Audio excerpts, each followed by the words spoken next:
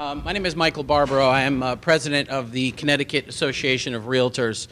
We represent 17,000 small business owners across the state. We sell everything from residential to commercial, and we have a very keen interest at this time in history and this point in the 2018 election cycle on the outlook of Connecticut. And we're also interested to see how the muni-market views Connecticut and what opportunities they see and what they're waiting for and what they're looking for. So we're happy to sponsor this event, and we also appreciate everybody that was willing to brave the weather and make it here this morning. So thank you, and I look forward to a good program. Thank you. All right, so am I being heard back again? Okay, there you go. So now, you don't have to hear it twice in live format. But that being the case, Michael, thank you for sponsoring Connecticut. You know, Connecticut Realtors are on the front line. We have bondholders who are watching, but those who are here who actually, you know, don't have a chance to buy or sell on the market as far as Wall Street, they buy or sell, you know, with their feet. And Michael and the Realtors are on the front line of it as far as the outlook for Connecticut. It concerns a lot of their clients. And so thank you again to the Connecticut Realtors. On that, go ahead and welcome, I would say, the man of the hour for now, Mayor Bronin. Thank you for coming.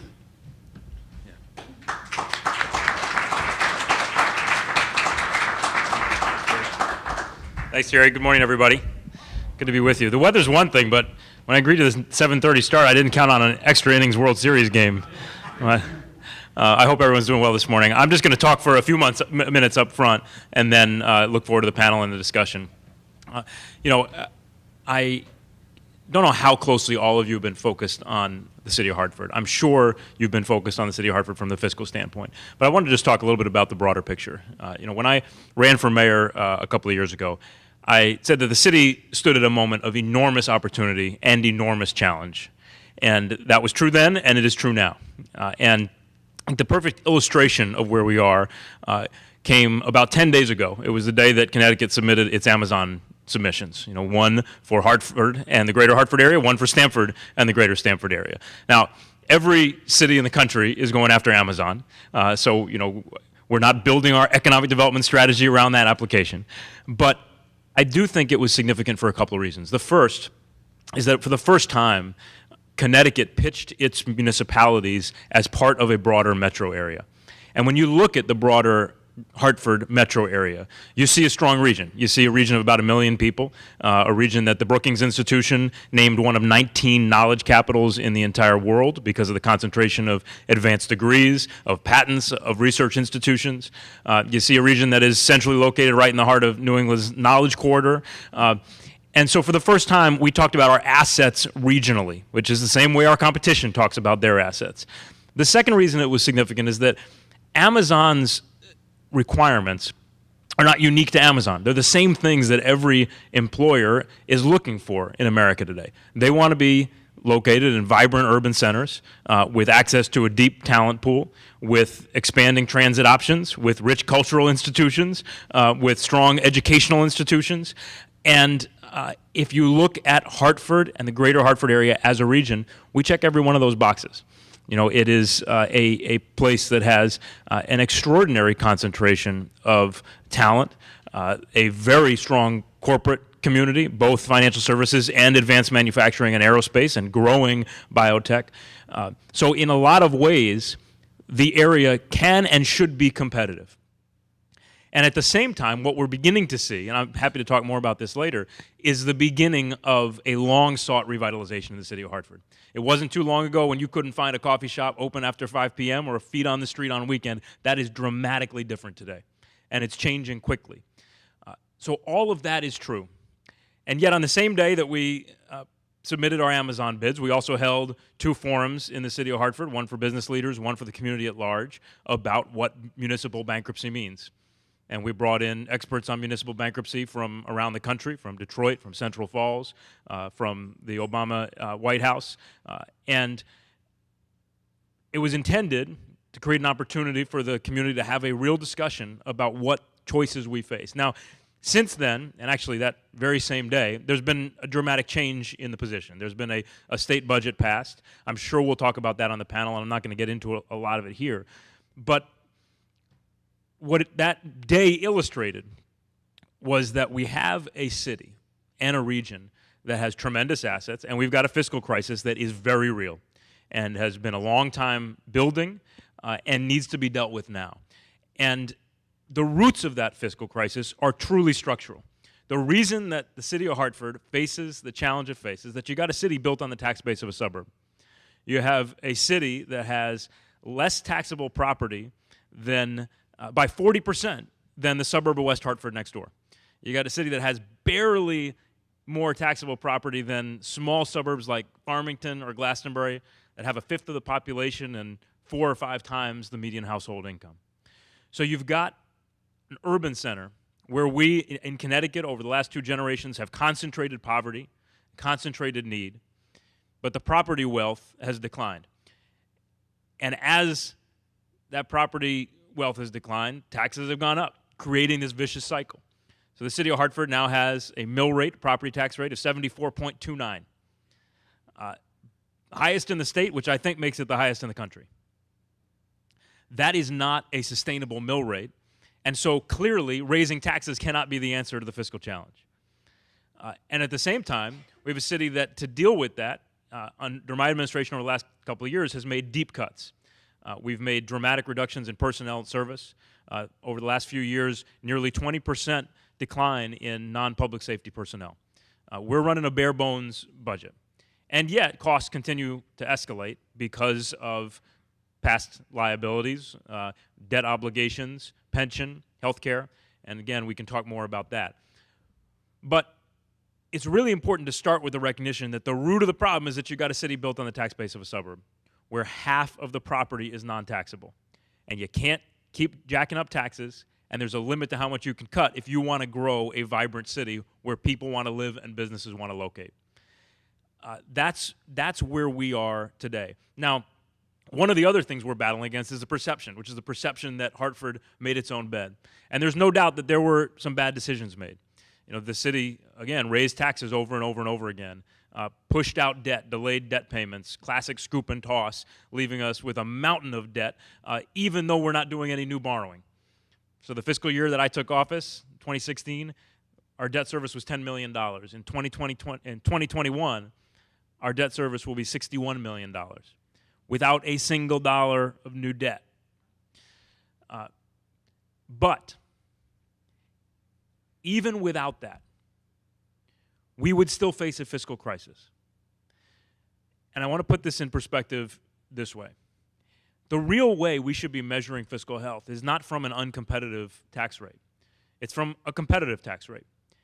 And if the city of Hartford's property taxes were the same as West Hartford's next door, which is actually relatively high for the state. But if they were the same as West Hartford's next door, our deficit would be so big that you could eliminate every single dollar of debt, every single dollar of pension liability, and your police department, and still have a deficit. The structure we've built in Connecticut cannot work without a fundamental rethinking of how we fund our cities. And what I would argue is that how we build our cities is directly related to the broader topic of today's conference, which is Connecticut's fiscal health. Because you cannot grow a state in America today if you don't have vibrant cities. And I think this is the mistake that we, as a state, made over the last couple of decades. We missed that shift. We missed the shift from the days when companies were looking for the suburban office park and employees were looking for the yard and the picket fence to this competitive environment today where employers are more and more looking to be located in the vibrant urban centers and where employees are looking for the same thing. And if you look around the country at those places that are beating us in the competition for jobs and for investment and for growth, those places that have seen higher growth levels than we've seen over the last 8 years following the Great Recession, in every single case that growth is being driven in the cities. And so if we want to get Connecticut on a path to growth, we have to recognize that this structural problem is real and it requires a fundamental rethinking of what we do in Connecticut to make sure that we're positioning our cities to be strong. So what happened, I'll give very briefly a perspective on what happened in this budget, which is not yet formally enacted, but appears to be on the verge of enactment. What the budget does is establish tools that I believe will make it possible to achieve sustainability if the tools are used right. I've been very clear over the last year and a half as I've shouted from the rooftops that our fiscal structure is unsustainable and that we've built something that's built to fail. That we cannot just try to buy a little bit more time. We cannot just kick the can. We can't view success as getting to the next budget cycle. We've got to be focused on actually fixing the problem, not faking it. The tools that are established in this budget are the following. One, there's an accountability board, which sets up a structure, a board that is, has appointees from the governor, from legislative leaders, that's modeled to a large extent on past boards that worked in Waterbury and Bridgeport and a couple of other places.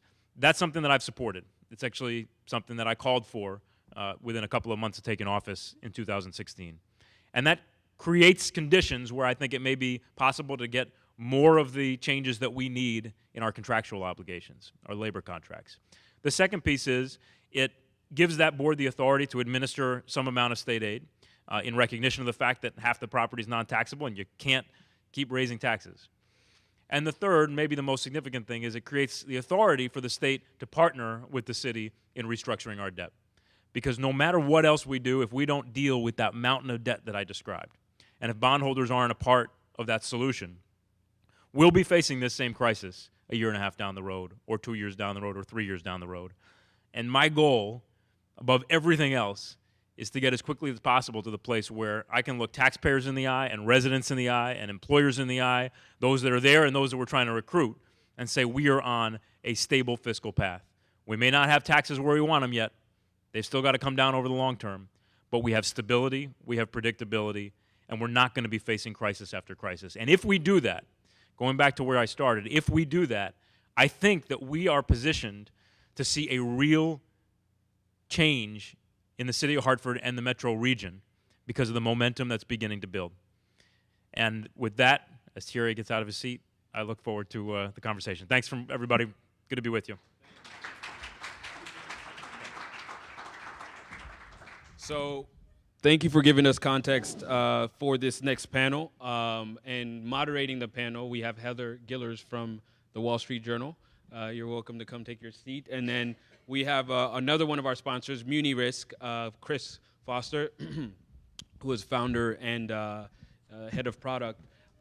This is it was a very fun panel to put together because all of the panelists that you see here love delving into the issues.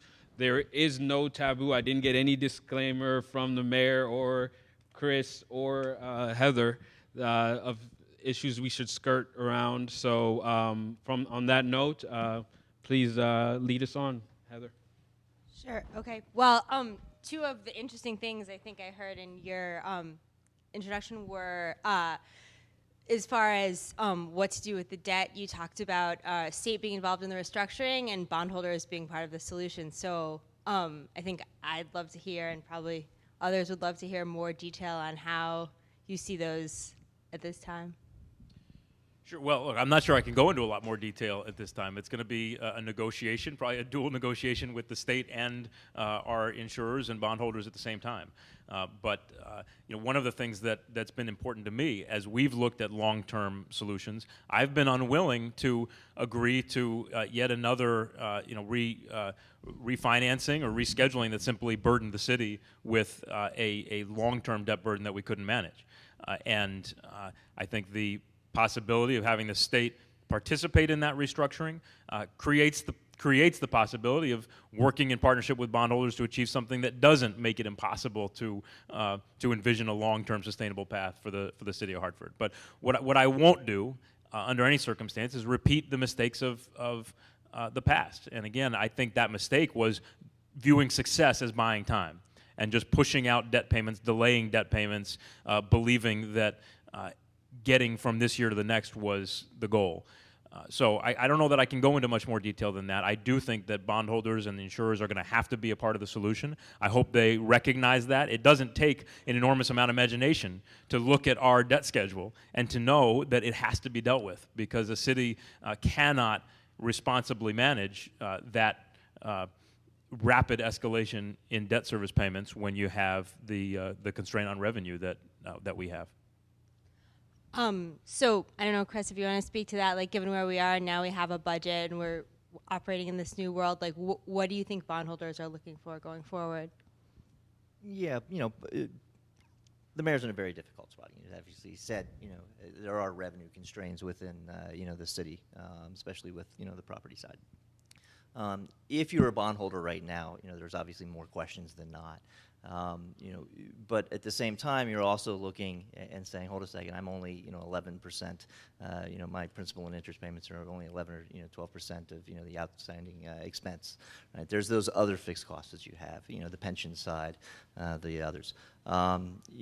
So to turn around and say, well, this is a bondholder, the bondholders have to. Now, the wonderful thing about the municipal market is it actually is set up to be able to, restructure, help, figure out. But one of the interesting things with Hartford's debt is, it actually was issued, at above par, right? So the average, price that people paid, for the debt was, 110 cents, right? So they're not just thinking, well, okay, give me par recovery back, because then in essence I lose 10 cents. So it's a, what is that looking forward to getting? The yield back as well. Also sitting here saying, okay, well, the state has come, that's good. Is this a long-term help? Liked the headline of, potential backing, and refinancing into state. And actually, if you have, a slide or two here, the market is, really turned around and said, hey, this is good. You're making those nice steps. Actually, this is the blue line over here is, basically Friday's trading.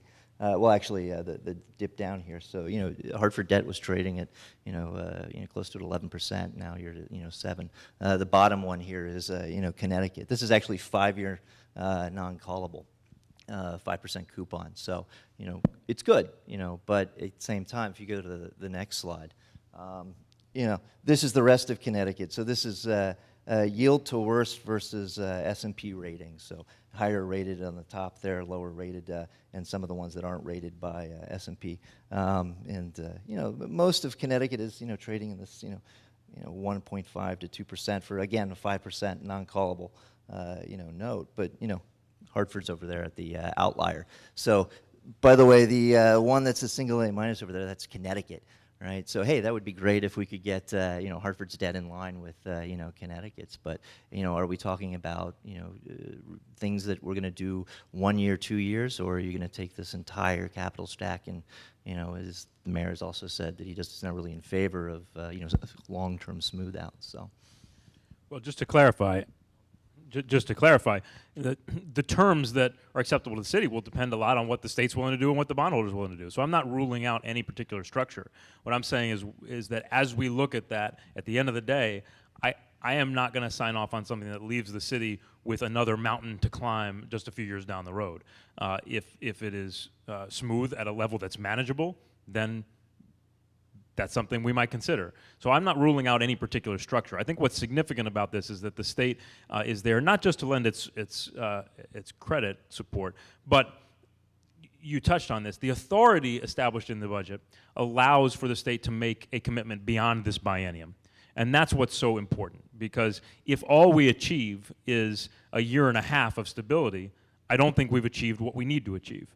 And so I hope that the state will be willing to use those tools in the way they are now authorized to use them, and I hope that bondholders and insurers are willing to be, a part of a very serious conversation about how you do more than kick the can. But I'm not ruling out any particular structure. It just has to be one that works over the long term. Yeah, and the good thing, he's dead on one really important thing. Bondholders really do want a long-term type of plan, because one of the things that bondholders hate is headline risk. We don't want to come back, a year or 2 years later and suddenly, I'm back down 10 points, right? So, but again, it comes down to what really can be done. It feels like from the bondholders and from the math, when you look through, you're fighting for nickels here some places. If you're running a bare bones budget and debt is only 10 to 12% of your cost every year, how much, where can you get it from? So there were some discussions prior to the budget about that didn't really amount to anything about changing the payment structure of the debt, and I guess I'd be interested from both of you in what you feel like that world looks like now. I mean, the offer that came from Assured and BAM really didn't cut the cost. I think it actually increased the cost when you looked at the interest. So now the picture has changed a little bit in the sense that we have sort of this idea of possible more state help. Maybe you guys can both talk a bit about how that picture might change in terms of negotiations and bondholder feelings. Maybe that's a Chris question to start with. So bondholders, they're looking at the math, right? Right. So it's an interesting paradigm. State comes out and says, hey, we're going to give you money. Bondholders say, hey, thanks, we'll take it. Mayor, not speaking for him, probably says, that's great, but you've also taken my stick away. How do I bring everybody to the table if at the same time now, bondholders are, feeling a little more confident in the ability to get revenues from, elsewhere. At the same time, you do have this structural issue. One could say if the state had paid it, its full pilot payments, you wouldn't be here. Several $100 million over several years. So it's that collection of, bondholders right now are still sitting back and saying, there are no real details here. Fiscal, oversight board says that's great and all. Labor's on that, so okay, well, are they really going to be hinting to cost there? So this one is going to be pretty tough. I'll let the mayor speak to the details of, can we pull, $4 million from labor, $3 million from, here, $2 million, then, bondholders need to turn around and say, okay, what are those structural things you can do? One of the problems we run into here is 40% of the debt is actually non-callable, right? So it's not like you can just walk in and say, hey, I'm giving you all par, and, that's great. So it has to be that voluntary, an exchange offer, which is really something that you would look at in more of the corporate world, but, into the municipal market now.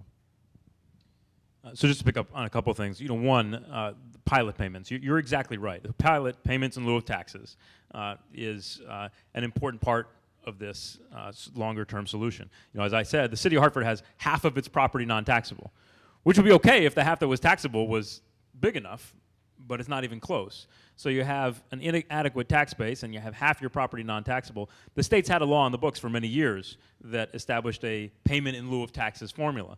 It's been dramatically underfunded for year after year. If that existing formula was fully funded, it would be $52 million more revenue to the city every single year. That would be a significant structural change.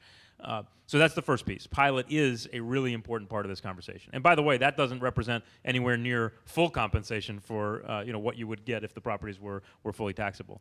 So that I'm glad you mentioned that, Chris.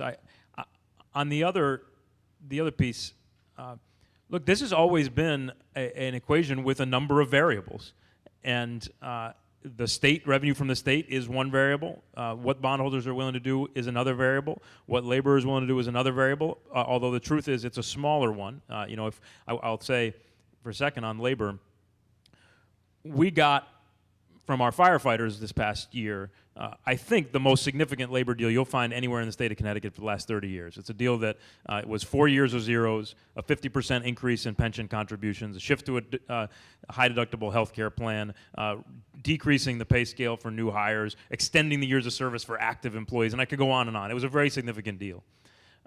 And it didn't provide any long-term guarantees or lockouts or anything else.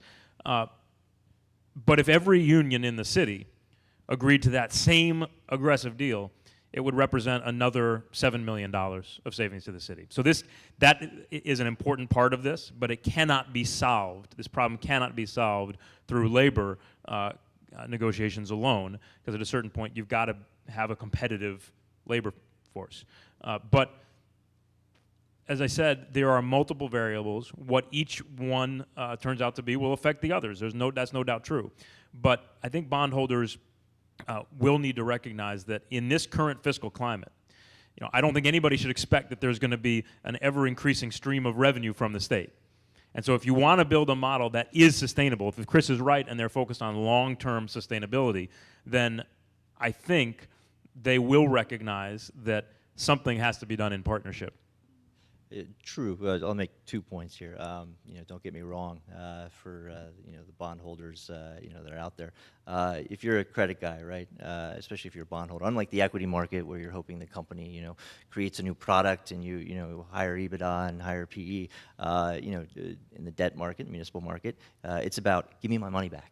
I want to make sure I get my money back. I'm lending you, so I need my money back. So, I think long-term solutions are really, really good, but they are still focused. And, one of the things that we really need to, keep, our eyes on, and I don't have the exact number. I was able to do a run of like 200 million that we were able to find that is sitting, with various mutual funds and, the states of like Wells Fargo and such. But the holder of a municipal bond, in the end, is typically citizens, right? So when you're turning and saying, hey, I'm going and restructuring, and I'm trying to, this is not, a typical hedge fund mentality. This is, we like to speak of that, the vultures and stuff like, this ends up being, the mom and pop who've invested and, get that tax return. So, this is citizens as well. So, it really needs to be a community full thing. Are there things that the pension funds can do, with some of the assets that they have to, look to, invest in the community, not just in, sovereigns away, which you've seen. In additional to that, when you sit and look at having to, do public fire, public safety, it gets to be a really, really hard type of debate. When you look at the state, hey, pay on your pilot payments, this was a contractual thing. This is kind of why aren't you? That's an easier one. I would actually say even the state of Puerto Rico paid on their pilot payments until the end. They actually issued what was known as pilot bonds. These based by some of their real estate holdings. So is that something? What are the we need to move towards solutions. So for the record, I don't think the state of Connecticut should issue pilot bonds. Yeah, I don't know if that does well, that count again, as need the paying? money back. So you have all of you have these various flexibilities, and it's what are the details. So I'll kind of put it back. If and there's actually, if you don't mind, if you go a slide or two forward, one more. All right. So up here, this is basically the fixed costs of Hartford. So debt service, education, total revenues. You get the pension costs. Bondholders will sit back and say, well, that little light blue line there, equates to down here. That's their side. So how much can you really eke out of this to get the the 60 plus million? So I think maybe just one more sort of broader thing for us to touch on would be like the idea of bankruptcy in general, because in the past, there have been municipalities that have waited until they like literally couldn't make payroll to file for bankruptcy. And when you're talking about, and I'm really interested to hear you both on this question, like when you're talking about, for example, when you're looking at an offer from insurers that drives up the cost and drives out the cost, that really raises a different kind of question of like intergenerational equity and the idea of using bankruptcy in that kind of scenario as opposed to like as a, emergency call 911. So I think that's really interesting question for a lot of people, bondholders, taxpayers, everyone who's caught up in this, and I'd love to hear you both address it. Sure. I sent a letter to state leaders about 2 months ago that laid out the choices that we as a state face. And one of the things that was in that letter was a statement that there are those who say that bankruptcy is inevitable, and I think they are wrong. There are those who think that bankruptcy should be avoided at all costs, and they are also wrong. There are ways to fix this structural problem which is largely rooted in how we've organized ourselves out as a state and our reliance on property taxes and the fact that you have cities that are too small, and then we've taken half the property off the tax rolls. There are ways to build sustainable structures if you have a new partnership with the state and if you have the involvement of all stakeholders. But if you cannot achieve sustainability in that way, then I don't think we should be afraid to talk about bankruptcy. Bankruptcy is a tool. It is not a death knell. It's not a nail in the coffin. It's a tool. And what bankruptcy provides is a forum in which to have negotiations where those negotiations are more likely to bear fruit and yield a long-term sustainable option. But I've never viewed bankruptcy as something we should desire. I've also not viewed it as something we should fear if we can't achieve sustainability outside of Chapter 9. What I think is significant about this budget is that it creates the tools that make it possible to achieve sustainability outside of a Chapter 9.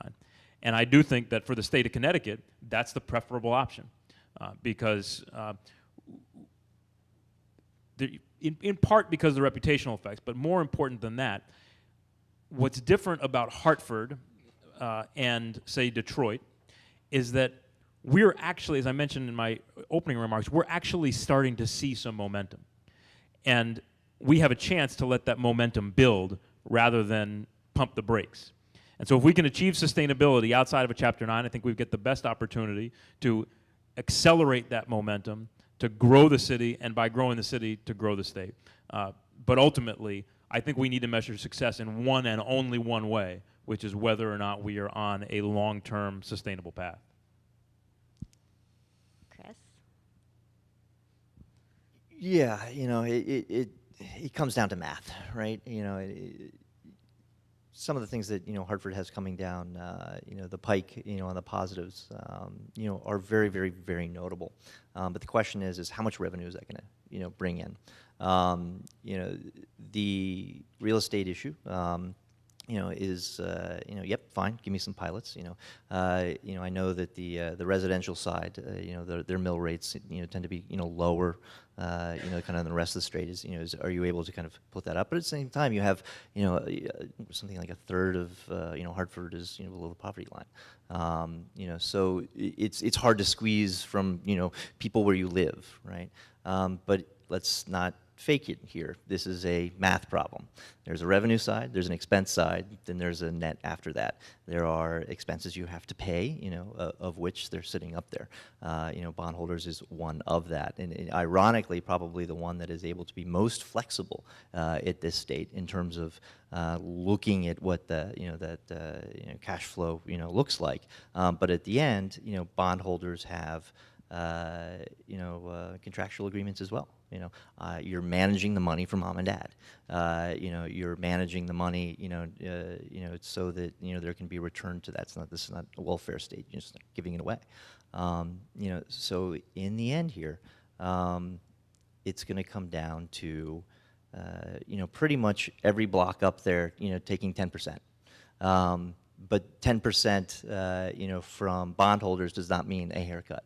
10% may be the state coming in and saying, listen, I'm going to start backstopping a little bit your debt. You know, so it's not, you know, at, I think the weighted average coupon right now is 4.6% that they're paying, whereas, you know, the state may, you know, give them, you know, a percentage, you know, uptick here. But again, there are legal aspects to that as well. So this is you know, great news on Friday, but I have a feeling that the headline risks are going to continue, and this is you know, probably a little bit of time to put some, you know, some gloves back on.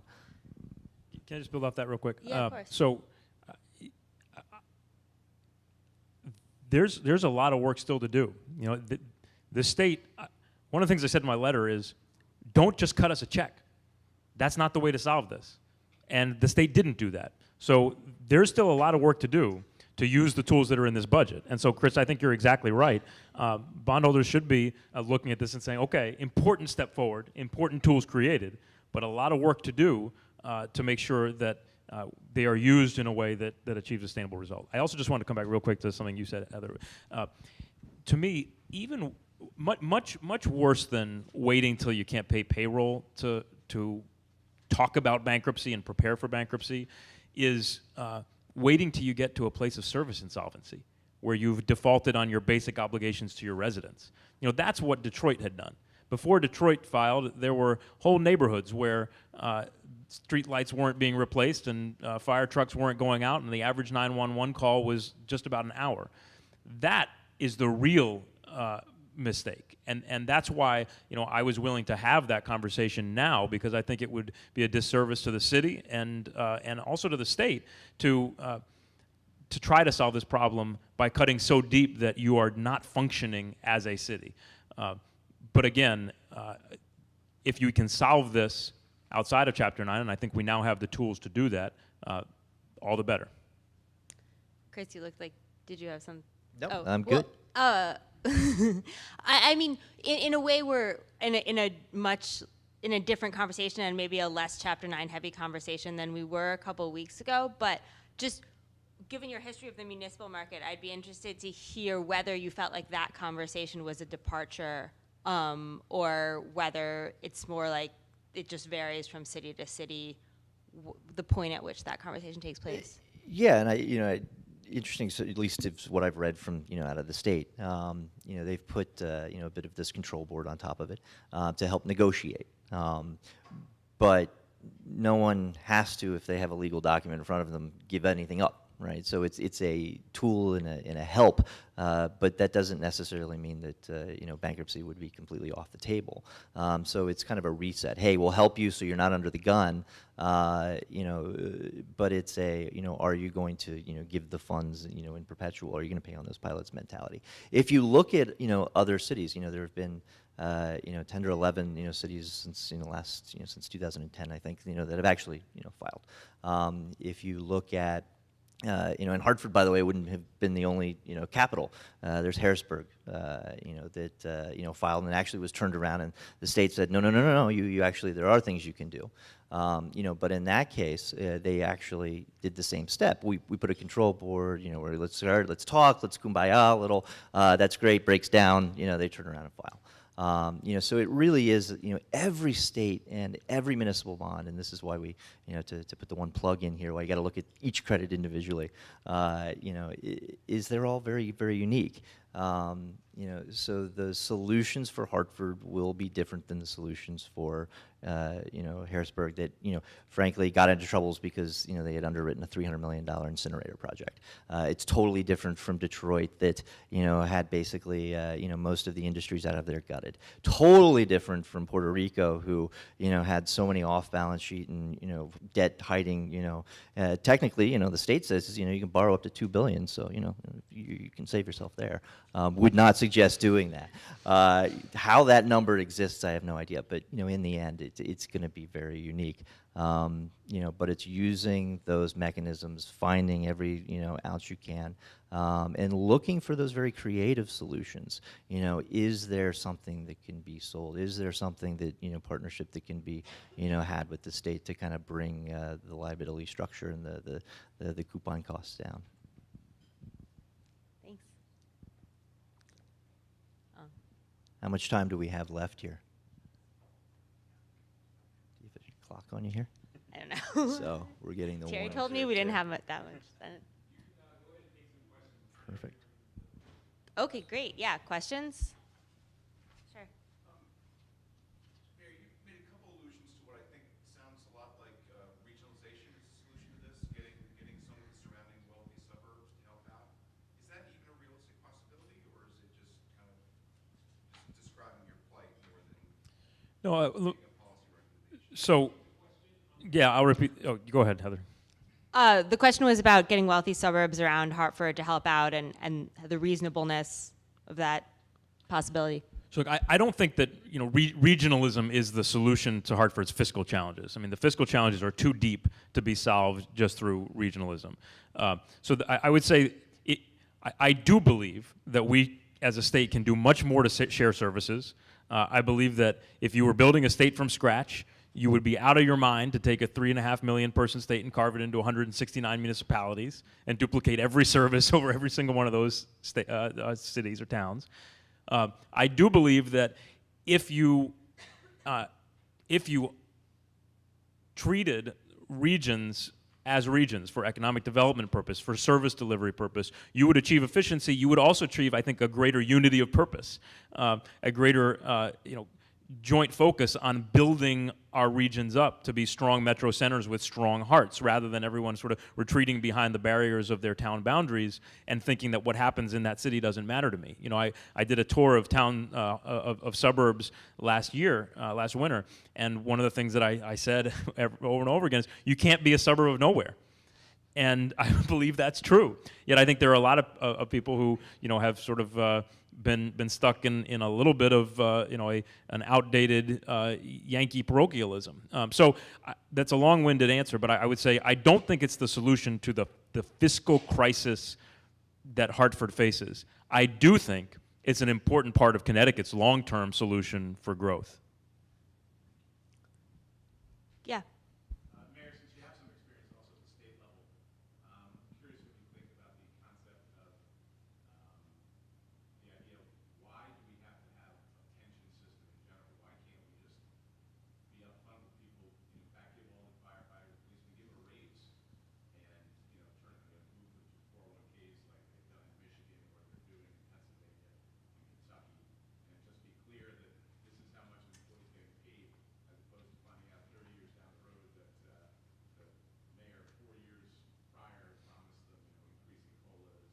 Why not just get rid of, at both at the state level and the local level, why not get rid of pensions and be clear that, this is what we're paying you, you know what, we're going to give you a raise, we'll move you to 401ks, and it's clear what the budget is this year, and it's clear how much employees cost as a percent of budget going Chris's point every year without guessing what's going to cost 30 years down the road. Sure. So the first thing is I'll say is, I have made a proposal. It's still pending in front of my city council to shift all non-union employees to defined contribution plans. But part of the answer to your question is, look, we're not starting with a blank slate. We're starting with pension funds and massive pension liability and pension funds that are at least partially pay as you go. The City of Hartford's actually relatively well-funded pension, north of 70% funded, which is better than a lot of Connecticut municipalities and way better than a lot of municipalities nationally, especially distressed municipalities. But it's worth noting that if you were to just close that off and shift everyone to a defined contribution plan, you would still have to fund that unfunded liability. You still have a significant unfunded liability that's reaching back for those employees that have already retired and already have that property right in their pension. And so to some extent, you'd just be duplicating cost, because you would be paying into the pension at the same time as you are matching contributions, presumably, for a 401k or some other defined contribution. So it's not an uncomplicated solution. If you have the fiscal means to make that transition, then it might make sense. If you're in fiscal distress, it does not decrease your near-term costs. So that's a part of the answer, is that we're in midstream here. We're not starting fresh. Yeah. Questions for Chris. If we assume that what the mayor said with the regionalization and the ability to help in the restructuring of the Hartford debt, and we look out that it's a growing debt as well, what sort of predictive analysis or what sort of historical analysis do you have at Munirisk that would maybe give us some insight as to what the debt market would reasonably expect returns and conditions in order to continue to lend to Hartford and or other struggling municipalities? Yeah, I think at this point it's only a state mentality coming to assist there. If you look at the surrounding municipalities, and the mayor's kind of raised his hand up saying, hey, guys, we're a little tiny piece in West Hartford and such. The problem situation there is, their debt costs go up, the Hartford's go down, collectively, and then you have to look at what collective services are between and where costs, can be taken out, and given how small Hartford is, the mayor would probably have more insight into that if you kind of conglomerated it together in some of those services, what you could, kind of save. My looking at the numbers, I don't think there's too much of that. So net, it would, it probably wouldn't happen because of the debt costs of others going up. Which then leads it to, by the way, the state. But as bondholders or anybody, doing the credit of a municipal bond, you're not always just worried about obviously right now, I worry about 2 years out, 3 years out. It's you're entering this, a very, distressed situation here. But a lot of municipal bonds are, 2030. Right, so I get a lot of people would sit back and say, well, fine, the state's going to come, that's great, but at the same time, I'm actually more worried about the state long term. Hartford's relatively small. How do I fix the state? How do I fix Illinois? How do I fix New Jersey? How do I fix the pension issues? So it's the predictive analysis this is a math equation. There's revenue, there's expense, it's net, what can you handle? And all constituents, here from, pensions, employers, have to sit and realize you can't get around the math in the end. The math will catch up. Can I just add one last thing? I know we're moving into the state stuff now, and Chris, you just touched on it. So coming full circle to my opening remarks, I do think it's important to say that as we look at the long-term challenge for the state, and the long-term challenge is real, and the long-term challenge is rooted in the unfunded liabilities that the state has. They're massive. The state will continue to face fiscal pressure. I really believe that if we are going to deal with that problem, we're going to have to deal with some of the funding schedule and all of that. But at the same time, we have to have a solution for growth in the state of Connecticut.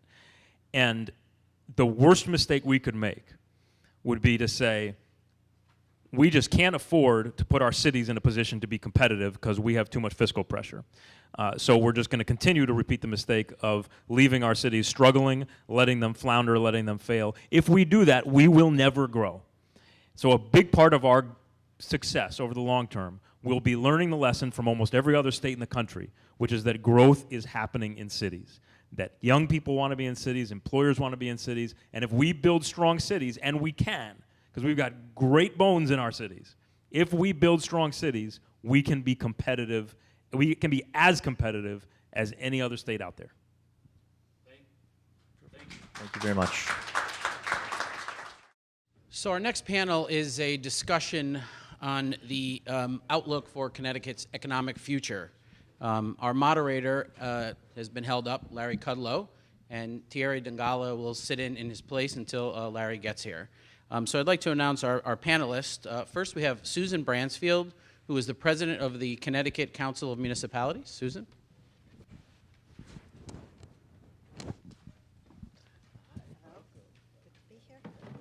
Welcome. And also David Walker, who is a former Comptroller General for the United States. David? Morning.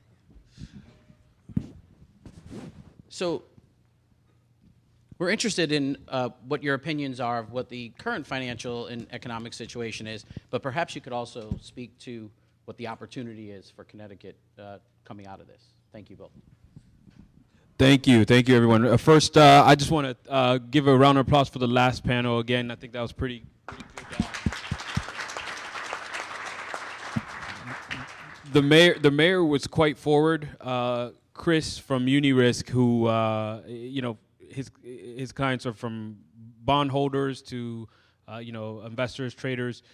They have to be honest and they have to stick to the math. So the way that we reconciled the politics and the data, it's a rare opportunity. I know last time he was on with the Puerto Rican governor, and it didn't go as smoothly as it went here. Definitely, I think today, as we zoom out from the Hartford situation and zoom into the state, we see that, especially with this current budget situation, there's puts context to maybe perhaps contagion or so on and so forth. But I believe that Susan, from your position, you are actually a first select woman from a smaller town, so you're not facing the big city problems.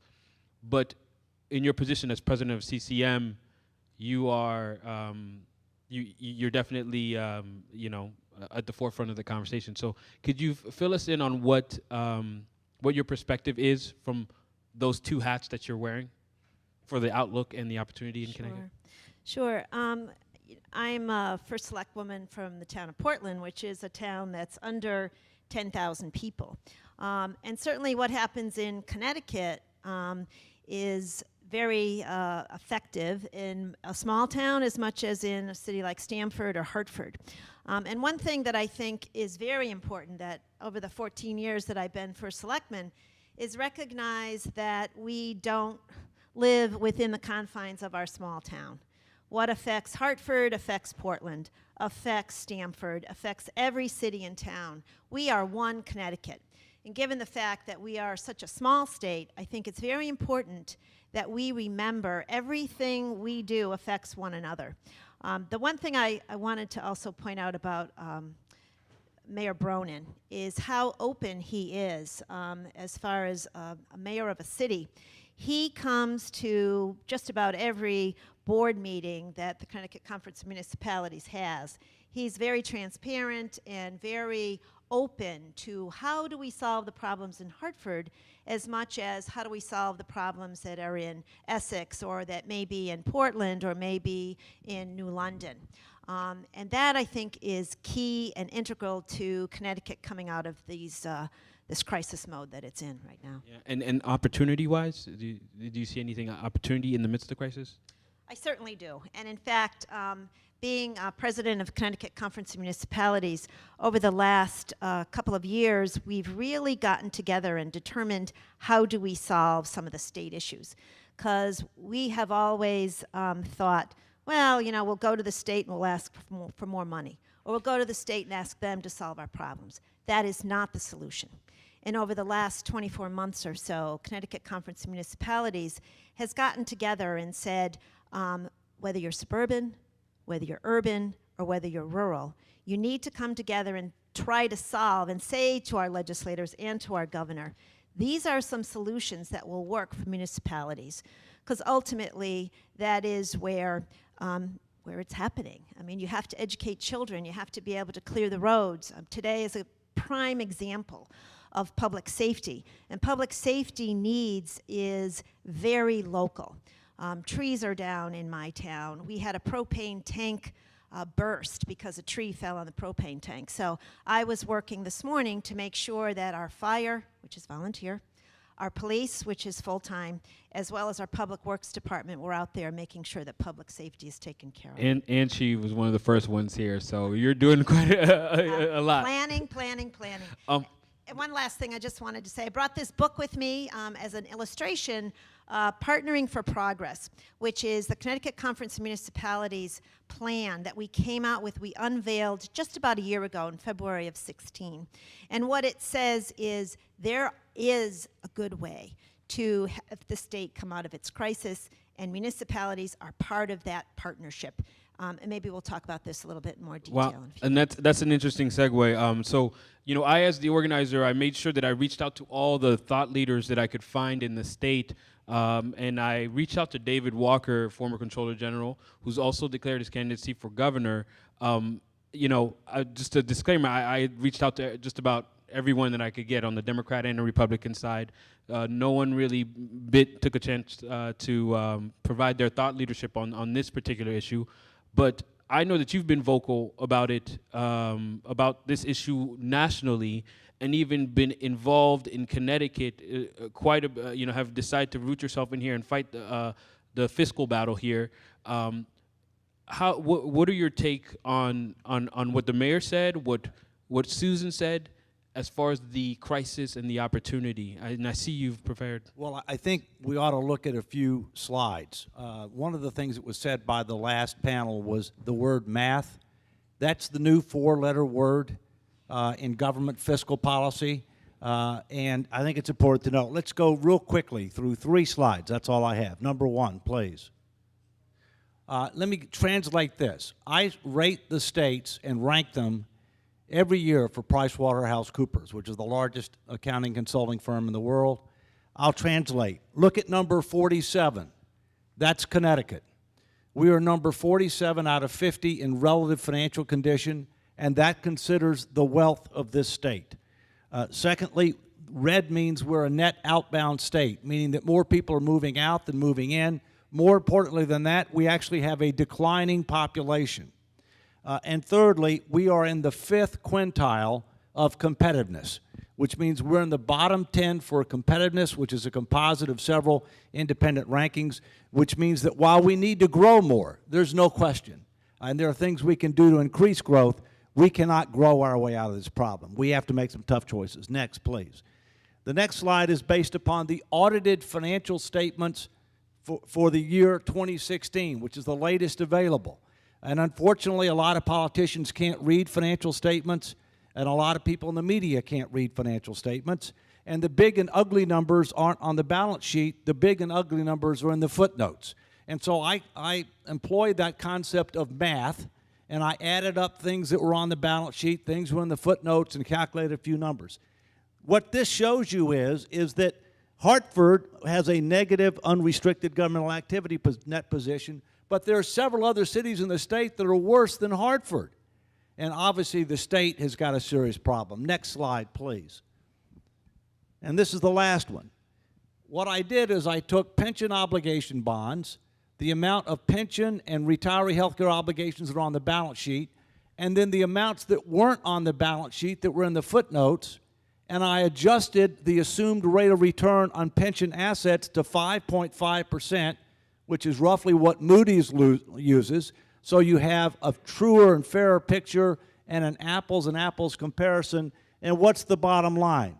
Bridgeport's in the hole $2 billion on retirement benefits, Hartford $1 billion, New Haven $1.6 billion, Waterbury $1.6 billion, and the state $71 billion. Several closing comments on this. We have a structural challenge at the state and local level. It is driven by a number of factors. 80% of the problem at the state level is underfunded pensions and unfunded retiree health care. You must restructure those obligations. You must do more than just putting new people in defined contribution plans, because these are accrued unfunded obligations. The other thing is that these oversight boards are not a panacea. Waterbury had an oversight board. Bridgeport had an oversight board. Look at their numbers. I met with the mayor of Waterbury last week. They have $1 billion in unfunded retiree health care benefits. The oversight board didn't do anything with regard to retiree health care benefits. They have a mill rate of 60. That's not competitive. So what we have to do is recognize we can't have a great state and have deteriorating cities. We have to revitalize our cities. The state is broke. Bad news flows downhill. We need a comprehensive solution that will be pro-growth, that will restore transparency, integrity, and accountability, and that will put our finances in order. And welcome, Larry. It's good to see you. I knew he'd like the pro-growth. Sorry, busted trees in Reading, Connecticut, and the sticks. So, have you spoken? Yes. Have you both spoken? Yes. What'd you come up with? Anything interesting? Public safety is We're really done, Larry. important We got it people resolved. here. Public safety? How about taxes? We How can do go you there. get here? So, I'm sorry I'm late. I do apologize, but let me just say, I was doing some homework last night. I mean, if I was a pessimist, which I'm not, I would say things look darkest. Things always look darkest before they turn completely black. But because I'm an optimist, I think some changes can help turn this state around. It's a great state, and it's got lots of well-educated people, and used to have a lot of industry, but they're all leaving. I'll just do the tax side, because I figured nobody else would do the tax side. In fact, I haven't hardly found anyone in the state that'll ever do the tax side, which is probably why taxes are so bad. Let's see, Tax Foundation, out of 50 states, Connecticut ranks 44th in overall burdens. In terms of the tax climate in Connecticut, we rank 44th out of 50 states, okay? In terms of property taxes, which, as we know, individual homeowners and companies and businesses pay, we rank 49th out of 50. In terms of state and local tax burdens on individuals, per capita, Connecticut ranks 48th out of 50 states. And I also came upon some other stuff just this morning. Connecticut state GDP, the national GDP, but just for Connecticut, is it's been flat, basically. Been no recovery in recent years. The national rate is 2, which is the worst since World War II, but in Connecticut you've had basically 0, and you're below, way below national trends in every area. Job creation across the board, financial, retail, construction, healthcare, barely growing, barely growing. Nationally, employment growth has been about 2% per year.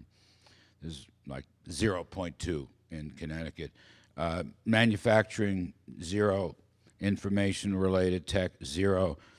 Home prices, home sales, the whole real estate industry basically has not recovered from the 2000 peaks. The American Legislative Exchange Council ranks Connecticut 47th in state competitiveness. Now, I just put this in here because you have this budget, and the budget may make some reforms. There's some limits on things like pension contributions, or in this case, some add-ons. And I guess the state is going to vote. You're going to have actual votes now on pensions and the like. So that's good. But, you know, my basic view, I mean, look, I'm a Reagan supply side guy, and we're looking at nationally a big corporate tax cut of some kind or another. And Connecticut has to do that. Just, there's no point in having this conversation just on the spending side. It can't be done. It's even, let me make a point here. Whatever budget and deficit estimates you have, you're going to miss them. In other words, unless you pick up economic growth by providing new incentives, new opportunities, unless you pick up economic growth, every year, as has been the case for many years in Hartford, you're going to keep falling below whatever your estimates are on revenues. You're losing money because of the lack of economic growth. It just doesn't get any simpler than that. And because you're not competitive, businesses are moving out to other states, and they're also moving out to other countries. Now, we could cite that, you know, GE is moving, and Aetna's moving, and Lord knows who else is moving, but I'm interested more in the smaller, you know, the shopkeepers and the small business creators. They can't afford to live in a state with high personal income taxes, almost 7%, high corporate taxes, which are 9%, and high property taxes. It's just they can't do it. And when I was looking around at running for the Senate 2 years ago, I did a fair amount of traveling in the state, and you hear this. These are non-rich, decidedly non-rich people. I went to the Naugatuck Valley several times, talked to some town committees and whatnot. So I've come up with this mythical person, which might serve as a good benchmark. The mythical person is a young woman who went to one of the good public schools in Connecticut. You know, it could be UConn or EastConn or WestConn, whatever. They're all out there. And she might be 26 or 27 years old, and she wants to start a new business. New business. New business formation in Connecticut has been falling for many, many years. And so I can't give her a name. I'm just giving you a picture.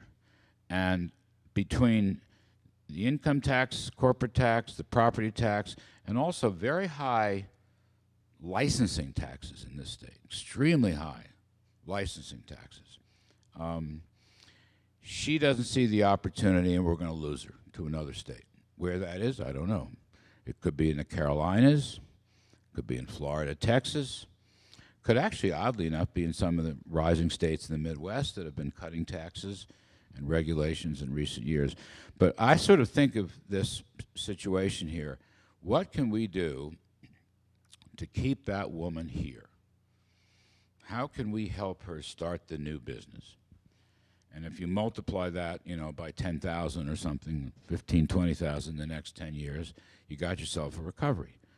So I don't think it's going to turn completely black. But the path right now, again, I'm not here to belittle the new budget and so forth. There are some changes, which is good. But that's not the side you have to work on. I would say taxes number one, and I think you can't wait. You can't wait. You want a question on taxes, Larry? Is that it? Yeah. I just want you all to comment on it. Sure. I'm Can I start? Is I'm it okay? the alleged moderator or whatever that means. Yeah. You all just chime in. This is my point of view, yeah, not theirs, just me. Can I start?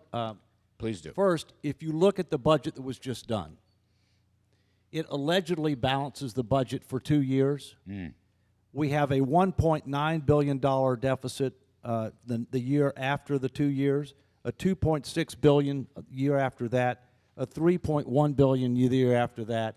So we still have a structural problem. We have to deal with both sides. I totally agree with you that growth is totally unacceptable, virtually non-existent. And so we've got to do tax reform. We've got to do regulatory relief. We've got to revitalize our cities. We have to do something with regard to mobility, which is a real detriment with regard to economic growth and quality of life and other factors. We have proven the Laffer curve, that if you end up taxing to a certain point, you actually have declining revenues. That's what we have. In addition, we have to recognize the reality that while Connecticut's a great state, it's a land of disparity. You can't go by averages in Connecticut. We have some of the richest people in the country, some of the poorest people. We have some of the best education systems in the country and some of the worst. And the people who are leaving disproportionately, Larry, as you probably know, are the people who contribute disproportionately to our revenues, the people who contribute disproportionately to our philanthropy, the people who contribute disproportionately to job growth. And so we've got to do something immediately on the tax front to try to be able to keep corporations and those who contribute disproportionately here. And then over time, we need to have more comprehensive tax relief as we get our finances in order. But we've got to restructure our state employee compensation and benefit programs. We've got to rationalize our welfare system. We have to do those things and right-size government, because that's where the big numbers are. And regulatory relief is big. You touched on that. We're the second most regulated state in the union. There's a cost to both businesses and individuals with regard to that regulation, which we've got to go at. Ms. Bransfield, or may I call you Susan? Yes, you You may. have some thoughts on that? Yeah, sure I do. You know, I've lived in Connecticut my whole life. It's a state that I think we all love very much, which I think you stated earlier. And some of the things that Connecticut Conference of Municipalities talks about is sort of a three-point approach. Number one, we have an over-reliance on the local property tax in Connecticut. And it really does hurt. It hurts our cities, and it also hurts our smaller towns, and also the suburban towns. It's a problem. Diversification of revenues and how you're going to fund state and local services needs to really be tackled and solved, and it's a progression. It's something you never give up on and you always have to work on. I think one of the qualities that I'm not in favor of in Connecticut is that we tend to do the same thing over and over and over. And we say that, we know it, but we haven't done anything about it. But I do see this bipartisan approach that happened, which is historic in terms of the passage of the state budget, to be the answer. At the local level, we see this all the time, where Republicans and Democrats and unaffiliated leave those politics at the door. And they come in and they work on how they solve the local problems. The same thing is starting to happen at the state level, and that's encouraging, and that's a positive. So that's revenue diversification, and real action on that is number one. Number two, I think we have to really take a look at how we manage our cities and towns. And I can tell you, as a local administrator of a small town, the state puts its... Where is Portland? Portland, I'm surprised you don't know. I know, I'm complete illiterate. It's but- in the middle of the state, and that it's Portland. It's on the Connecticut River, and it's across from Middletown. So it's in that vicinity of the state. Thank you. But the state puts its hands in our operations all the time. And over-regulation, which was mentioned, David, earlier, is something that while there's always good reason for regulation, there always has to be a revisit and a stopping of some of the things that have happened over the years that maybe were appropriate 30 years ago or 20 years ago, but they need to be updated constantly. And that's something, again, this land of steady habits needs to say, let's take a look at how we're going to make those necessary structural reform changes to the state-local partnership. And then third, and it's something that I'm very interested in and something I work on almost on a daily basis, is simply calling my neighbor next door, which is Middletown, East Hampton, Cromwell, and Glastonbury. Those are our neighboring towns. We work together. And while regionalism is a four-letter word, so to speak, in Connecticut, service sharing is a very happy word. And it's something that local administrators have been doing for years. We service share our dispatching operations. We service share animal control. We service share our health department. And we're looking to do more and more. One thing that the state did recently in the last few years is they encouraged municipalities to buy heavy equipment together. We don't need that TV camera to go in the sewer pipes every day to sit in Portland only. So we bought that machine with the town of Cromwell, encouragement from our state as well as local investment. And that really has helped a lot to sort of change the way we do business in a more practical approach, which is very Connecticut. The Connecticut Yankee is very practical, but those are some of the elements that we just need to keep honing. So revenue diversification, taking a look at necessary reforms, and then third, service sharing. Why don't you just eliminate the income tax? Just eliminate it. Well, then we come back to the issue that was talked about on the last panel. It's called math. I think we do need comprehensive tax reform and relief. There's no question about that. And whatever you end up coming up with is going to have to be phased in because, as we've talked about before, the numbers just don't work. And I think there's no question that we need to think about the possibility of maybe a different way of taxing. For example, Larry, I mean, what about a progressive consumption tax rather than an income tax? What about getting rid of the estate tax, which is pushing people out of the state, if you will? And those are people who disproportionately contribute to revenues, to philanthropy, to job creation, et cetera. And so, look, I think we have to be open-minded about what can be done, but we also have to make sure that the math works. Why does the math have to work? Run that by me again. In other words, I don't care, and my mythical gal from Naugatuck, she doesn't care about something called a state deficit, or even for that matter, a state budget, because the math will never work at current tax rates. Never. Every year, you're going to fall significantly short on revenues, and therefore, I don't care what the estimate is. So, to me, you want to tackle this problem. Well, we have a Constitution, Larry, and the Constitution says that the state has to have a balanced budget. It's never been, the truth is, it's never been used. It's never been enforced. Never. I agree with you that the way that we balance the budget is to raid the trust funds and to borrow money. But do you want to honor the Constitution, or do you not want to honor the Constitution? No, I don't want to honor the Constitution. I want people, the Constitution is a very interesting intellectual artifact, okay?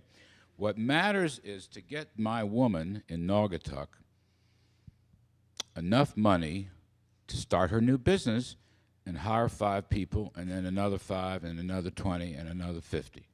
I don't care about, see, you ought to rewrite that damn Constitution Amendment. That was Lowell Weicker. Look, Lowell Weicker started the income tax. A little bit of history. I'm sure you know it. 1991, if I'm not mistaken. 91's correct. And there was such a voter revolt against that. It was passed with a lot of shenanigans in Hartford and elsewhere. Okay, so then the screaming started.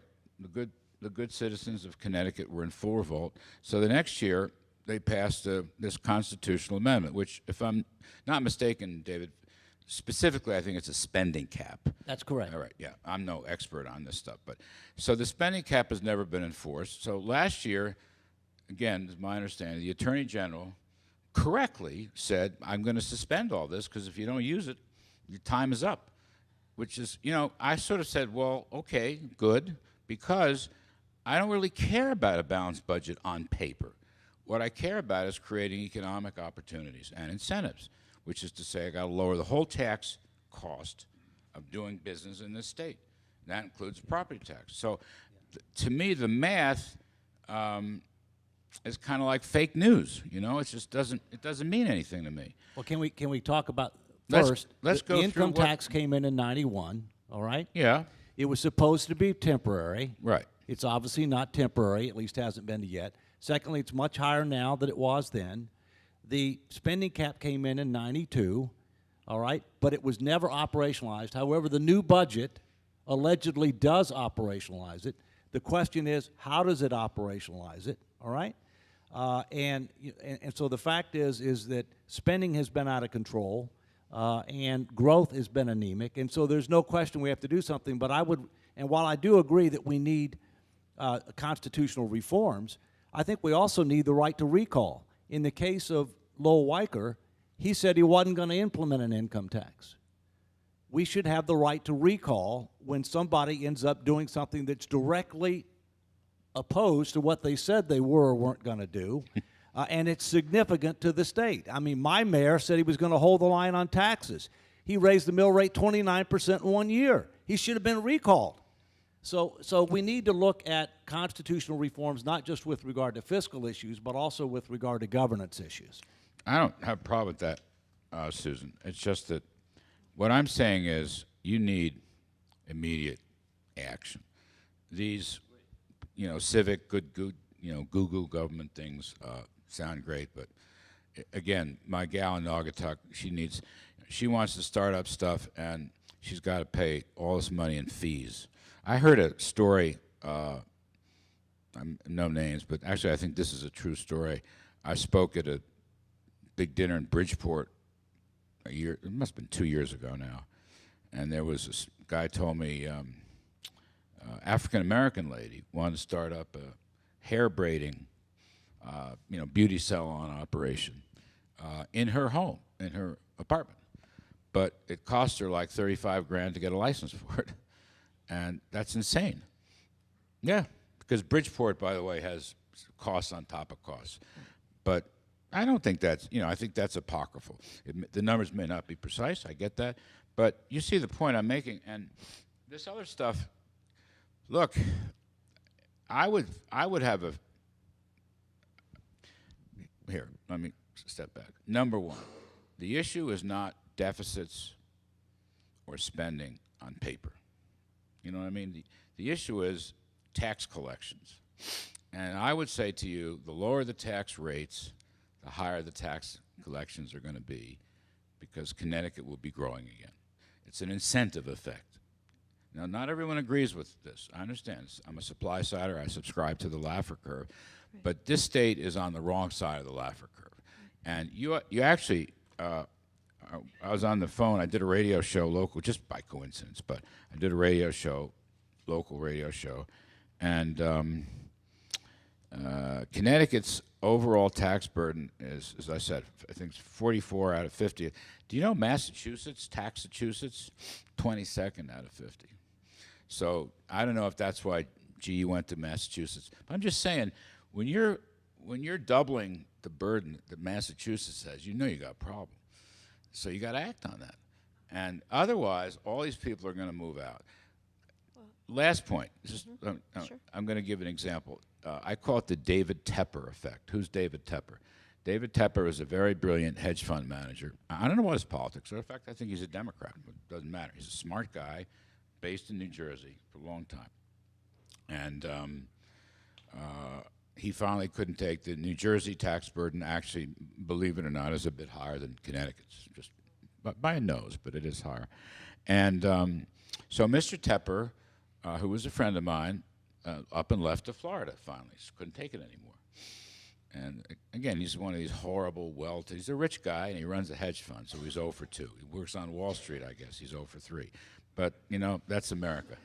And he got up and left. Now, it turns out, this is the moral of my silly story, it turns out that Mr. Tepper himself was paying 12% of the total income tax in New Jersey. One guy.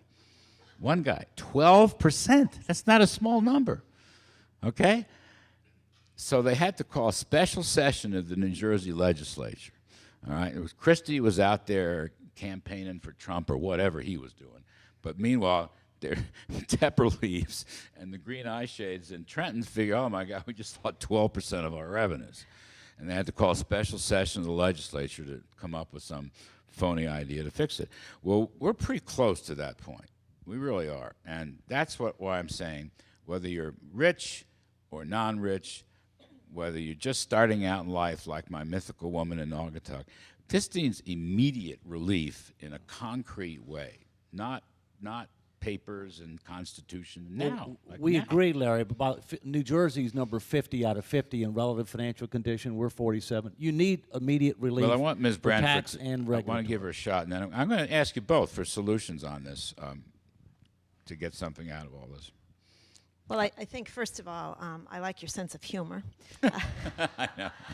And I think we have to relax, and we have to say there are solutions. And I'm a very practical person, as I suspect you are as well. And I believe that our legislators, as well as our governor, they need to do more of what they've been doing the last few weeks. I mean, I went to a press conference several weeks ago that CCM had, which is Connecticut Conference of Municipalities. And one of the reporters said, well, what's the solution? How are we going to get a budget done? And I said, you got to get it done by a bipartisan approach. And that has to happen. And the reporter said, well, you're crazy, lady. That's never going to happen. Just one party's going to solve this budget. Well, that's not true. And Connecticut is changing. And as you pointed out, there are a lot of intelligent people in this state. And there are a lot of intelligent people that invest in this state because they know it's a wonderful place.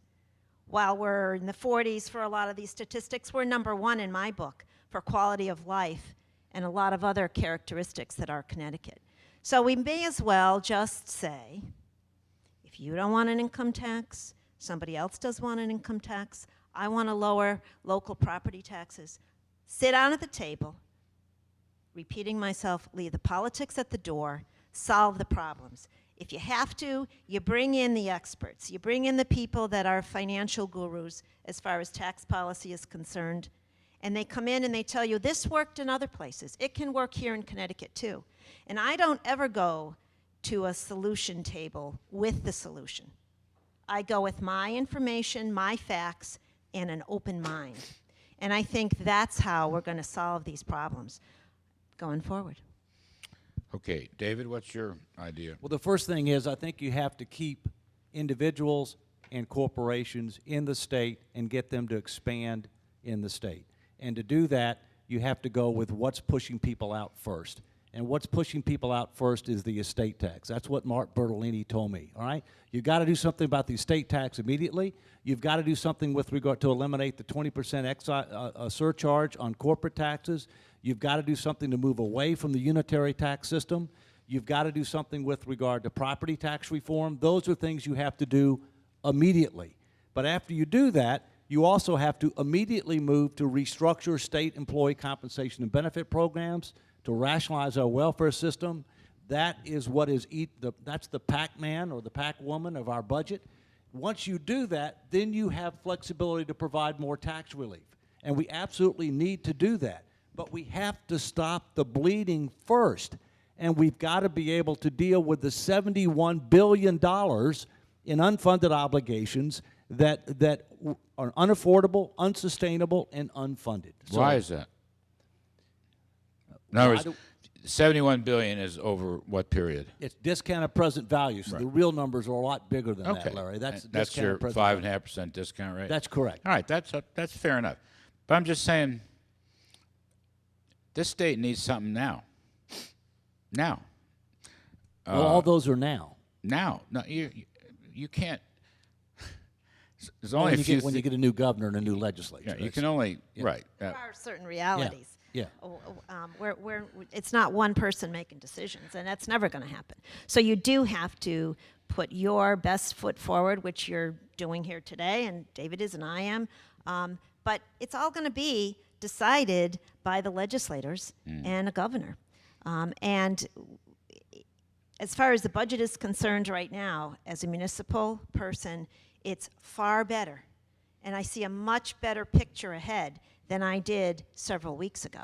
So then let's declare victory on the budget, and let's move to pro-growth tax cuts. Say, really, if you got to win, tout it. I'm all for it. I'm not even being partisan here. I mean, I'm going to guess, but whatever.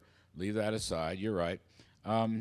My guess is, right off the top, getting rid of the surtax on corporations. You're right.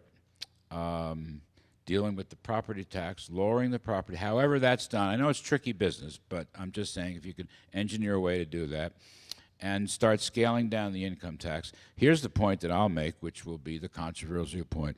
They will pay for themselves in the next year. And if I'm wrong, it'll be in the second year. And so and then you put out a sign and buy some ads. Connecticut welcomes business. I'm quite serious about this. I don't care if Dan Malloy wants to, get his mug on TV, whatever. But I'm just saying, go ahead. All right. Different kind of mugshot. Give it 2 years max. It will pay for itself. All right. 2 years from now, without this, I'm here to predict. And it's easy because I don't really know any details. I'm going to predict whatever your budget estimates are, they will fail. Your revenues will come in below. If you cut tax rates, all the geniuses will say you got a hole in the budget deficit, and I'm going to say they're going to be wrong again. Because there is an addiction. You've tried this model. I'm going to go back to Lowwiker. Let's go. So it's now 10, 20, 35, 37 years ago, more or less. You've tried this model for 3.5 decades, and it's failed. All right? Because that was Lowell's argument. I know Lowell. Used to know him rather well. I said to him then, I'm saying to him now, you were wrong. So now let's try a different path. Let's go the other way. Let's not see Republicans, and I love Republicans, particularly in this state. Republicans always tell me that we'd love to cut taxes, but first we have to cut spending, okay? And get rid of the deficit. And guess what?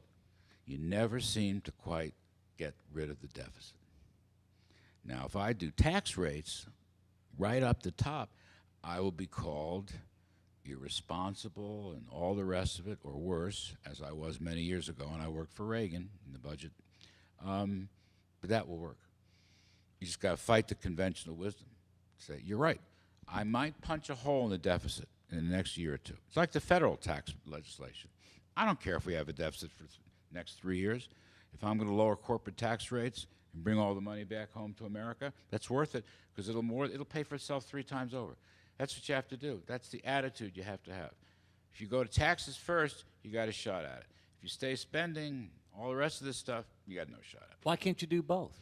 You can. Why can't you do both? I think our situation, Larry, is so serious that you can't have a single solution. You have to have a comprehensive and integrated approach. And we're both saying that we need tax relief. We're both saying you need regulatory relief. But you can't just solve the problem with that. And so I think we need to move on multiple fronts with a comprehensive and integrated approach. But that's not going to happen until you have a new governor and a new legislature. And what's also very important, and it's said all the time, is the predictability and the sustainability. So if you're going to say we're making changes, which this budget that we hope will become the law of the land this week, that does give us some new roadmap. And I think we build on success. We take that success and we build on that as we proceed. To come up with a major change, boom, that's going to happen. And it happened an hour ago. I mean, well, you may like that. That's not a very practical approach. And I said earlier, I'm a practical person. So I build on the success of this budget, and we move forward to the next level of success, which is continuing to meet on a bipartisan basis and have as a goal that one Connecticut. And Connecticut is so complex, and it is so interdependent. Interdependent city, town, state, business, nonprofits, and other This organizations. is just this little bitty state. I know, but we're just so Just special. Just roll back the tax rates. Property, corporate, and individual. Want to take some questions from the floor? You come on at us as long as you're being civil. It's okay. Yes, ma'am. Number one, I agree with all of you at some point or other, and putting it all together, but I don't hear any creativity coming out of you. And I sort of think what Connecticut needs is some creative minds to, look at these towns, and I mean, the towns all over the country that are, expanding and growing and having small cafes entering in, which brings people into the, towns and things. Do we have a committee of the state that's concentrating on creative vision? I mean, I like everything else you're talking about. You We have have too no many plan. committees. We have no plan.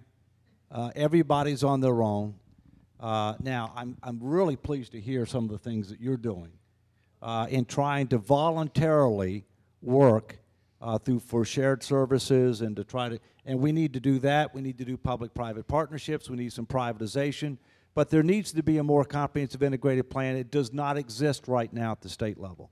Have somebody go around to the entire country and look at all those communities that are just The- and say, okay, what are they Yep. doing? We can do the same thing. One thing, one example of some creativity, and my town isn't the only town that's done this, is an approach to taking what is an abandoned site. I mean, Connecticut is an old state, and a lot of our problems are related to our age.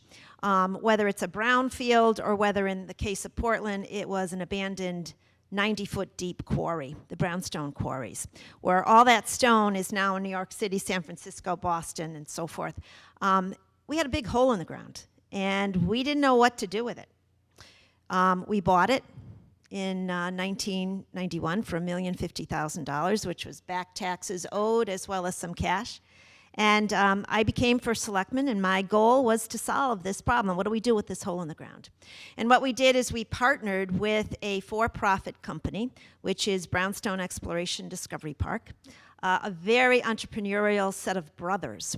One was a diver, one was a turnaround failing company specialist, and the other, frankly, knew how to roll up his sleeves and actually sweat.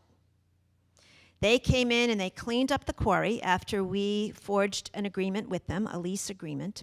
They cleaned it up, and as they said, they put a pebble in the water and the ripples went out after it. And what they've created is an adventure park that we charge them 15% of their gate.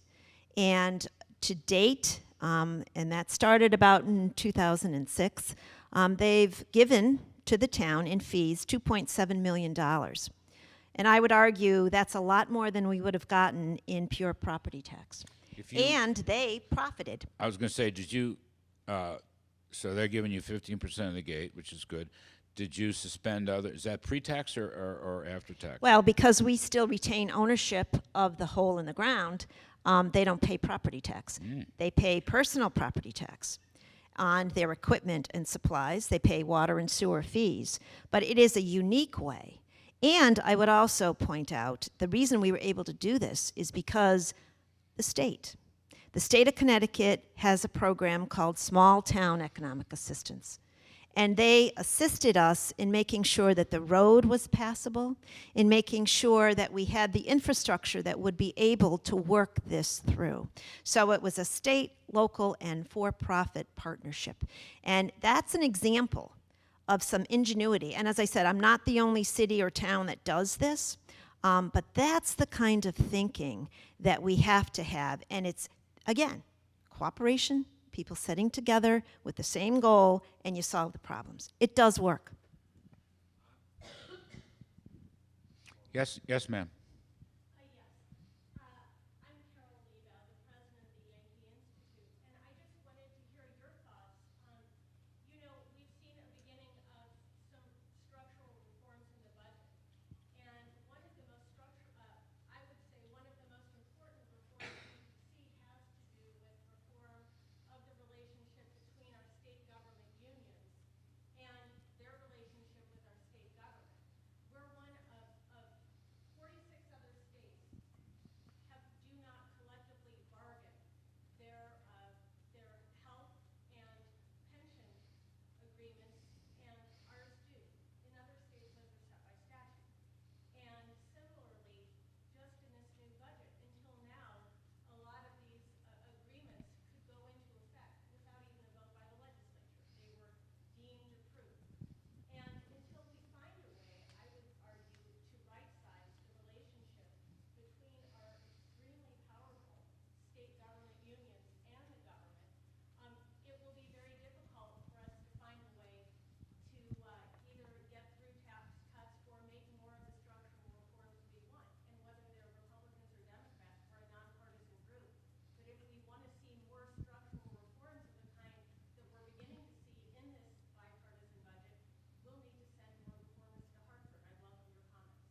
David?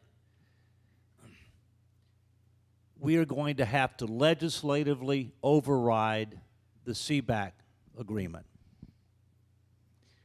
It is not guaranteed by the Constitution of the state of Connecticut, unlike New York, unlike Illinois, unlike California. I'm not against collective bargaining, but I'm against collective bargaining for pensions and retiree health care benefits where there's a disconnect between the promise and the funding of the promise, which is one of the reasons we are where we are today.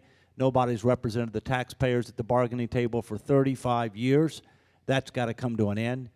So we're going to have to legislatively override the CBAC agreement, including the anti-layoff provision for 4 years. We're going to have to statutorily restructure our pension and retiree health care benefits in an equitable and sustainable way, using the Employee Retirement Income Security Act as a model, making sure that our state workers do not lose an accrued benefit, making sure they have a benefit that's as good or better than a Fortune 100 company. We can do that and save tens of billions of dollars. That's what we must do, among other things. Susan? Well, speaking as a local official, I get along very well with our unions. And we have collectively bargained, I would say, improvements in our community. And the same thing, I believe, can happen at the state level. I'm not a state official, I'm a local official. In fact, it was our unions that approached me in terms of some pension reform in our community. And for new employees, except for the police still have a defined benefit plan. But since 2001, any employee who came on to our municipal government has a defined contribution plan. So workers have a vested interest to make sure things work well. You know, workers, you know, you can issue a political fatwa against government unions, but it occurs to me that the rank and file of these unions pay property taxes. Correct me if I'm wrong. You're absolutely correct. Yeah. If they're still in the state. They what? 40% of retirees for the state don't live in the state anymore. I understand that, but that's, so let me just touch on the property taxes. They also pay income taxes, and private unions are even worse in a sense, have it even worse because they don't have as good, their contracts are not as good as the state union contracts. And this is true nationally, but especially true in the Northeast. So I'm just saying, Carol, you know, I know you endorsed the budget deal, or so I was reading on the website, and I know Carol, and I once spoke at your 30th anniversary or whatever it was. My pleasure. But I would just say this. What's missing from this budget deal, and I am not an expert in the deal, though I did try to read up on it over the weekend, and I acknowledge some improvements in the contractual discussions. You should have coupled that with tax reform. In other words, what's the ordinary person? Let me go back to my gal in Naugatuck. What does she get from that, from the deal? Intellectually, if you're into government discussions, it's great. Structural reforms. I even went back and read some of the Hartford Current editorials on this, so they like it too. That would make me queasy, but nonetheless, they like it. But the ordinary person didn't get anything out of this. So I'm just saying, I'm as pragmatic as you are. I've been through this a lot in my time, but I'm just saying, you didn't help the ordinary person, folk in the state of Connecticut, and they need help. They need a lot of help. The rich people, it's easy for them to up and leave. They can take a loss on their mansion in Greenwich and still go to Florida. The ordinary person has to deal with 1 million for sale signs in this state. And it's not easy for them to sell. It's not easy for them to move. So I'm saying, why didn't we help that person? Middle class, to coin a phrase. This would have been time for a nice middle class tax cut in the state of Connecticut to go along with these Well, so-called budget reforms. I remain hopeful that as we further analyze these problems, and as you pointed out a few minutes ago, crisis does present opportunity. Yeah. And we are at a very opportune time, and I would say investing in Connecticut is a good investment because it's going to pay off. Well, I hope so, because I've been here. I've been a homeowner for a long time. And unfortunately, even in our lovely neighborhood, by God's grace, there are a lot of for sale signs. Yeah, so just think about that. Yeah, and on that note, I have one quick question for all three of you. What would you say to Jeff Bezos about Connecticut's pitch for Amazon headquarters? And another millennial probably question there. I don't know if you know aware of Elon Musk's Hyperloop. Would you let Elon Musk build his Hyperloop for this Northeast corridor, Boston, New York? What's a Hyperloop? What is So it's pretty much, you know, those old mail tunnels that they used to have back in the days. He's building one underground. Oh. He came up with the Maryland just approved him as a utility company that bores. Told him he could build it from throughout the state of Maryland. What's your take on those two things? Attracting businesses for millennials to want to be part of this? I'll start with the second one first. Go ahead, Yes, kid. based on what I know about it. On the first one, reading is fundamental. 3 of the basic criteria for Amazon were, number 1, you have to be a business-friendly state. We've seen the data on that. Number 2, you have to have a city that has 1 million population. The largest city in the state's 147,000. I live in it. It's called Bridgeport. And number 3, you have to be 45 minutes by ground, not helicopter, from a major international airport. Maybe at 4 a.m. on Sunday from Stamford. Okay? So the fact is, Connecticut has a lot to offer. It really does. It's a beautiful state with a great quality of life, great geographic location, highly educated workforce, et cetera, et cetera. But we have to do tax reform, regulatory relief. We have to restructure our finances. We have to do these things in order to be able to sell Connecticut with a straight face, because CEOs and sophisticated investors can read financial statements, and they can see the growth statistics, and they, you know, we can do it. We can do it. But you need new management. Susan? Yes, on number 2. Connecticut is an innovative state. It's a competitive state. It's what I love about Connecticut. I'm a competitive person, and I like to win. So I think if you're on the cutting edge of technology, you're likely going to be a winner. And one thing that I think, in addition to your question, that's critical is that from the very rural areas of Connecticut to the very urban centers, we need to have fast internet service. And being on the cutting edge of technology is what Connecticut has to be at. And secondly, whether or not we win the Amazon award, it's very important that we go through and we say we're going to win it, because if you're going to win, you're going to come together and make sure that you put together the best plan possible.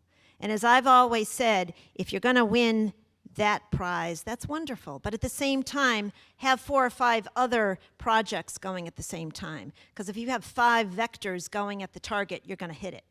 So don't go after just one company. Go after all 5 or 6, and you're going to win. So, my take? Yes. Jeff Bezos would be nuts to put a headquarters here. I mean, he'd be crazy, because we're not competitive, with respect. We're just not. That's what all the evidence shows, and he knows that. He's a smart guy. Elon Musk, fine, but not a nickel of state money. Not a nickel. All right. You follow me? None. Zero. You hear that, Elon?